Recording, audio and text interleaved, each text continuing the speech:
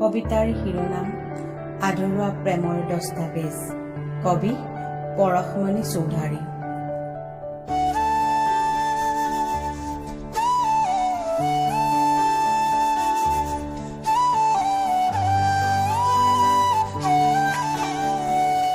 বিজুলীৰ ঢেৰেকনিৰ পোহৰত চিকমিকাই থকা ইউকেলিপ্টাছৰ তলত মৰমৰ উমান বিচাৰি মই হাবাথুৰি খাইছিলো, সঁচা হৃদয়ৰ মৰম বিচাৰি। আকাশৰ তৰাবোৰে মোলৈ বৰকৈ চাইছে।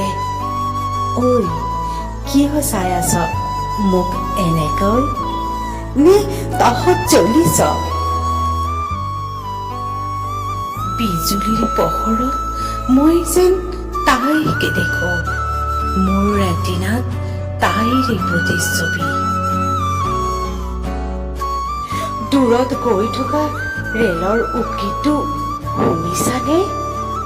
মনত পৰিছেনে আমি কৰা প্ৰতিশ্ৰুতিবোৰ? কোৱা না, আছেনে মনত তোমাৰ? প্ৰয়াগৰাজৰ বৰষুণ মোৰ প্ৰিয় নহয়, পিসাজৰ কিলকিলনি মোৰ কাণত বাজিছে। মোৰ বৰ কষ্ট হয় জানা।